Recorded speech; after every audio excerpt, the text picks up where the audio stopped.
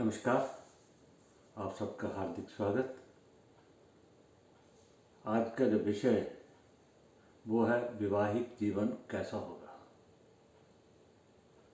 हम आम जिंदगी में जब तक शादीशुदा नहीं है, विवाह नहीं हुआ, तब तक वो अपनी मर्जी चलाता है। जब वो बचपन में छोटा होता है तो अपने पेरेंट्स के सर पे छलांगे उछलता कूदता है और बड़ी बड़ी ढींगे मारता है, ऐसा करूँगा मैं, ऐसा करूँगा नहीं।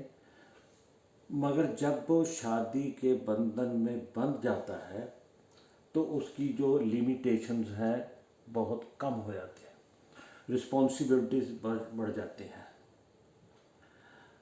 उसको अपने माँ बाप को भी देखना है, अपना जीवन भी देखना, अपने पत्नी का भी, फिर होने वाले बच्चों या हुए बच्चों का भी। तो उसका जीवन कैसा होगा ये हम अपने कैसे जानेंगे। बहुत योग हैं जिनसे हम ये देख सकते हैं कि इसका जीवन सुखी है। बहुत से योग हैं जिनसे हमें पता चलता है कि इसका वैवाहिक जीवन कष्टदायक होगा। मगर एक नज़र में आसान तरीके से साधारण व्यक्ति भी कैसे जान पाए कि उसके पास कुंडली है, तजर्बा नहीं है, एक्सपीरियंस इतना नहीं है, मगर फिर भी वो कैसे जान पाए कि इसका वैवाहिक जीवन कैसा होगा। सबसे पहले दो ही शुभ ग्रह हैं, शुक्र और गुरु।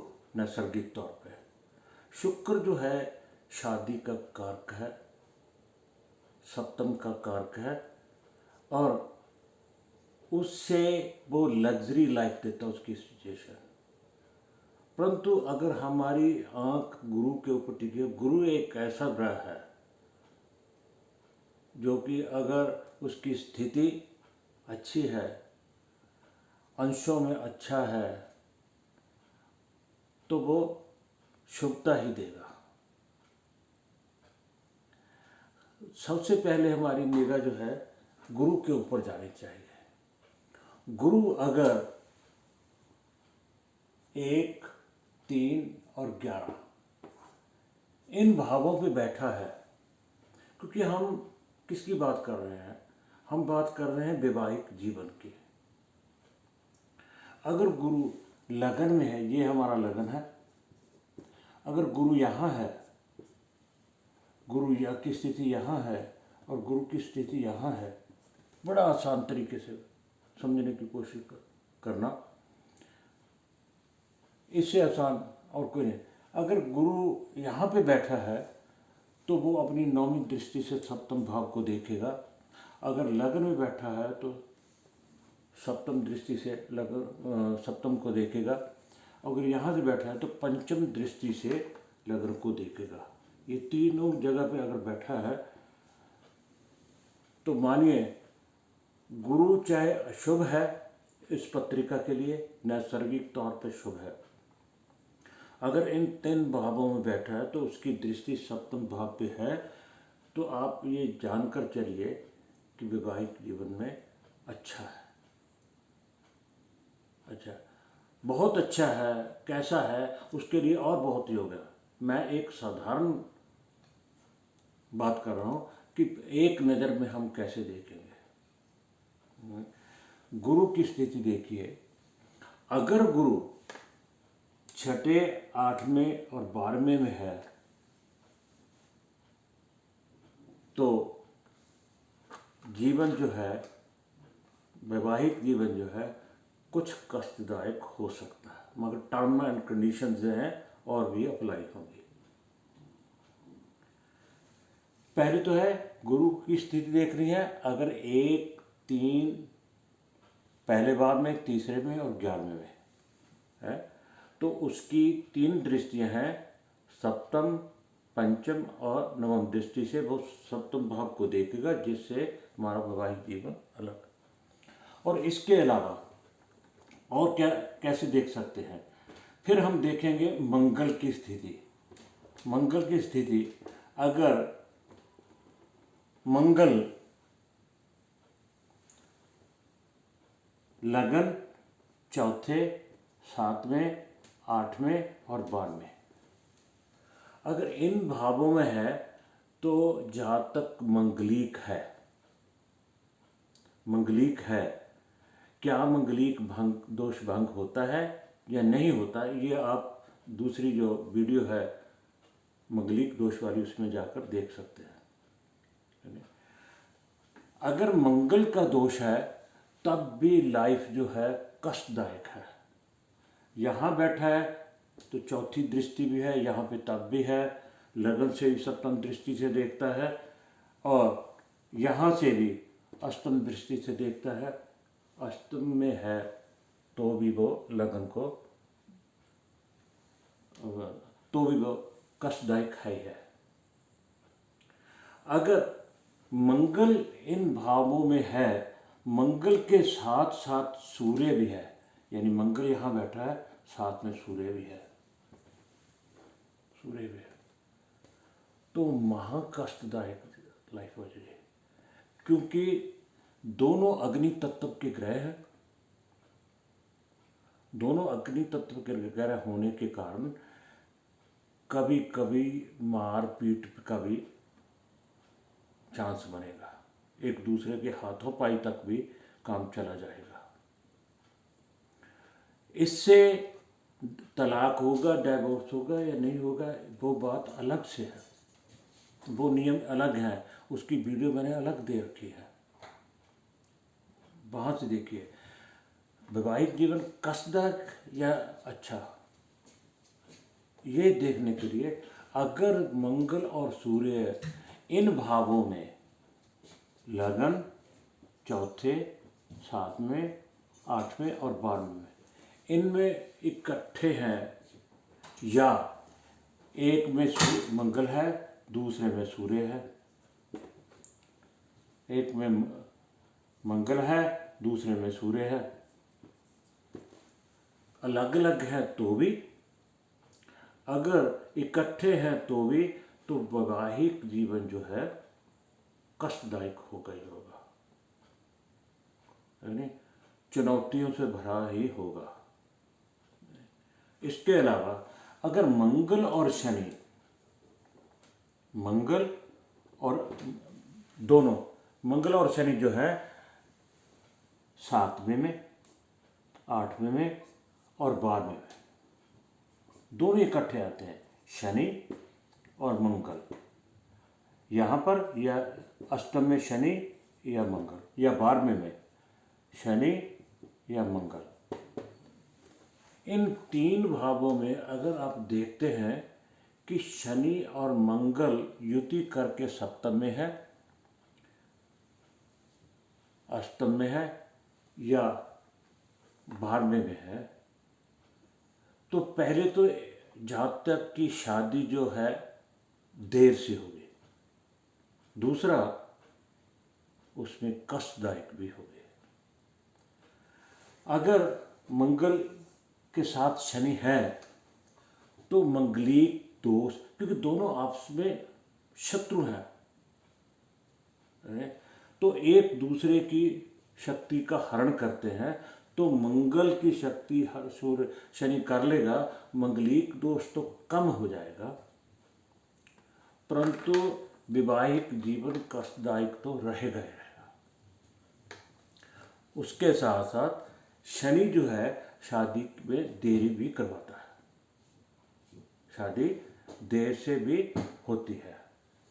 एक बात और, क्योंकि हम विवाहिक जीवन कैसा होगा देख रहे हैं, तो आपका अगर अष्टम भाव में राहु या केतु है, अष्टम भाव में राहु या केतु बैठे हैं, तो आपका स्पाउस जो है, आपका जीवन साथी जो है, झूठ बोलने वाला होगा,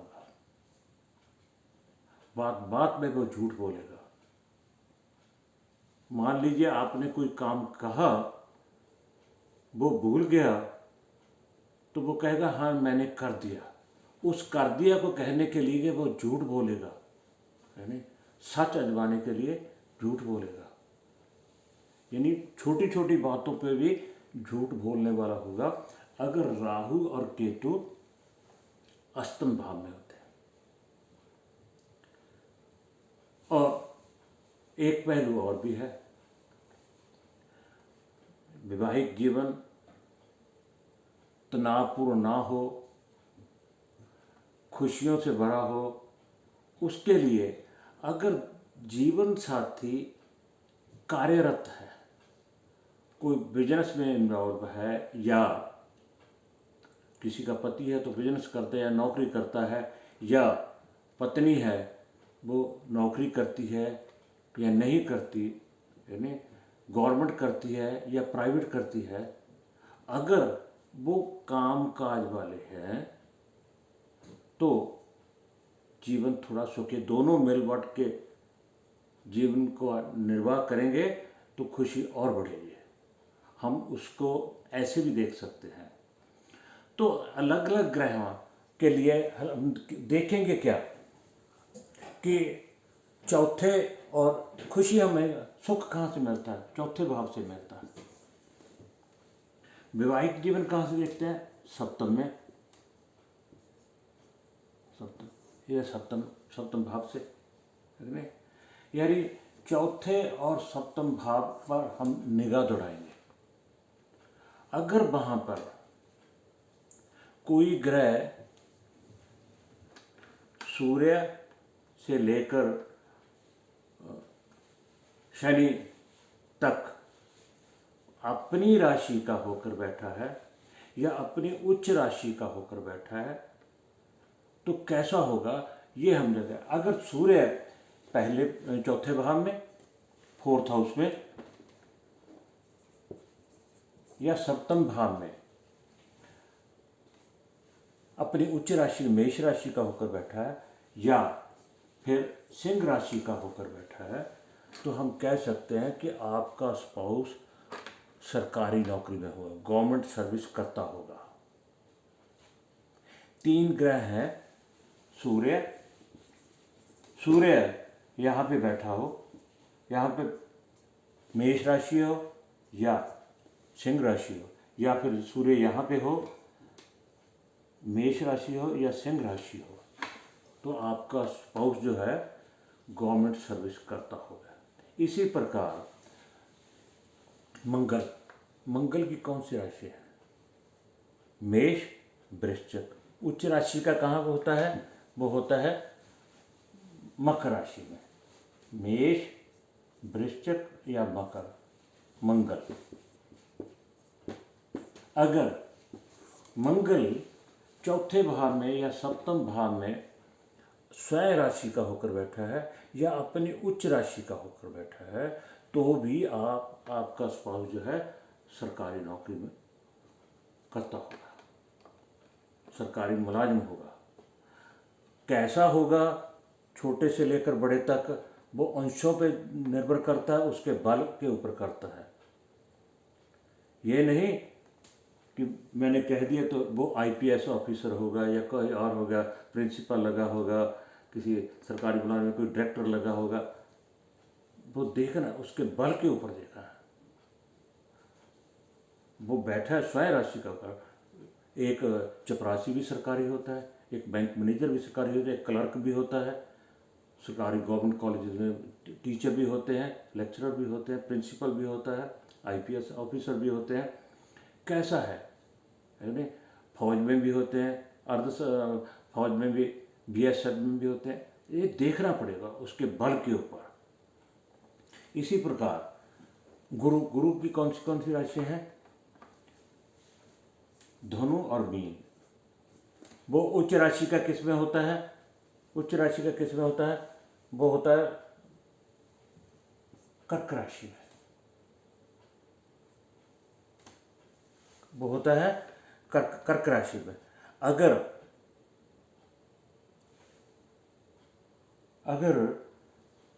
गुरु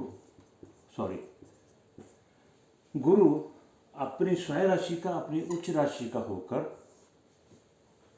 चौथे भाव में बैठा है या सप्तम भाव में बैठा है तो आपकी स्पाउस सरकारी, ये 3 ग्रह हैं जो सरकारी मुलाजिम को दर्शाते हैं कि वो सरकारी नौकरी में होगा।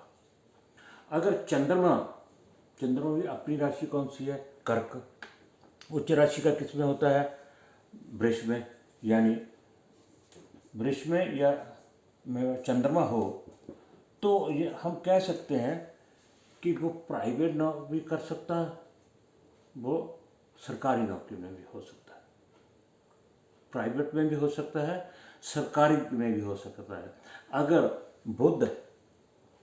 बुध की कौन सी राशि है? मिथुन और कन्या, और कन्या राशि में ही वो उच्च का होता है। अगर बुध मिथुन या कन्या राशि का होकर चौथे भाव में बैठा है या सप्तम भाव में बैठा है तो वो बैंकिंग या प्राइवेट सर्विस में होगा, कर सकता है। उसके बाद सूर्य, चंद्र, मंगल, बुध, गुरु, अब रह गया शुक्र और शनि। शुक्र की राशियाँ कौन सी है? वृष और तुला। वो अपनी उच्च राशि का किस में होता है? मीन राशि में शुक्र। अगर ऐसा है तो वो प्राइवेट सर्विस में होगा, क्योंकि वो लथार्जिक होता है, ऐश करने वाला होता है ना? वो प्राइवेट नौकरी है, वो चाहता कि दूसरों से करूं, मैं तो सिर्फ ऐश करूं है। तो शनि की अपनी राशि कौन सी है? मकर और कुंभ। वो उच्च राशि का किस में होता है? तुला में शनि। अगर शनि तुला राशि का, मकर या कुंभ राशि का होकर चौथे या सातवें में बैठा है तो अर्ध सरकारी नौकरी, सेमी गवर्नमेंट, जो कई कंपनी ऐसी होती है जो सरकार से रिलेटेड होती है, सरकार से मंजूर शुदा होती हैं और उनका कार्य उनके साथ रिलेटेड होता है, अर्ध सरकारी, वहाँ पूरा वेतन और पूरे जो भत्ते वगैरह पूरे मिलते हैं, अर्ध सरकारी नौकरी मिल सकते हैं। परंतु इसमें कंडीशन ये है कि इनमें कोई भी ग्रह हो अपनी उच्च राशि का या अपनी स्वय राशि का होकर चौथे भाव में बैठा है या सप्तम में बैठा है, वो बकरी ना हो और अंशों में कमजोर ना हो। बकरी ना हो और अंशों में कमजोर ना हो। तो क्योंकि अस्त सूर्य के साथ होगा, अस्त होगा। अगर अस्त है फिर तो कहने की बात ही नहीं है। अगर वो अस्त ही है, कमजोर है, कमजोर कैसे है? बकरी ना हो, कमजोर ना हो, अंशों में कमजोर ना हो, तब ये नियम अप्लाई होते हैं। तो अगर ऐसा होता है तो वैवाहिक जीवन में खुशियाँ, आनंद और भी आ जाता है, क्योंकि दोनों जीवन साथी एक दूसरे का सहारा बनते हैं, अपनी फैमिली को बड़े चाव से आगे बढ़ाते हैं। पैसे की किल्लत नहीं कि कलयुग है, कलयुग में पैसा प्रधान है। अगर नौकरी का है, सरकारी नौकरी है, चाहे अर्ध सरकारी नौकरी है, चाहे प्राइवेट है, आपको सब पता चल जाएगा कि ये काम करने वाला है या नहीं है। कंडीशन ये है कि वो अपनी स्वय राशि का होकर या अपनी उच्च राशि का होकर बैठा हो। कहाँ? चौथे या सप्तम भाव में, मगर अंशों में कमजोर ना हो, अस्त ना हो, बकरी ना हो। तो इस प्रकार हम देख सकते हैं भी मंगलिक ना हो। अगर मंगलिक है तो नीच मंगलिक भंग दोष देख लेना चाहिए, अक्सर हो जाता है मंगलिक भंग दोष। जैसे नीच भंग होता है, मंगलिक दोष भी भंग होते हैं, मगर बताता कोई नहीं है। उसके साथ अगर मंगल के साथ सूर्य बैठा है कौन कौन से भाव? पहले, चौथे, सातवें, आठवें और 12वें में, ठीक है ना? तो कष्टदायक होगा ही होगा। अगर शनि के साथ मंगल बैठा है तो शादी भी लेट से होगी और कष्टदायक भी होगी। अगर राहु या केतु अष्टम में बैठे हैं तो स्पाउस बातों बातों में झूठ बोलने वाला होगा, आपको पता चल जाएगा कि कैसा। अगर गुरु लगन में तीसरे या 11वें में बैठा है तो अच्छा, सबसे अच्छी पोजीशन है। बहुत योग और हैं, ये नहीं, ये तो बस साधारण बात की है ना। आम व्यक्ति भी ऐसे देखकर जान सकता है। बहुत से योग हैं जिससे आपको खुशियाँ भी प्राप्त होगी, शुभ भी होंगे, शुभ योग भी होंगे और अशुभ कष्ट देने वाले योग भी होंगे। उनकी बात योगों की अलग से है। तो इस पाठ में इतना ही। आप सबका बहुत बहुत धन्यवाद।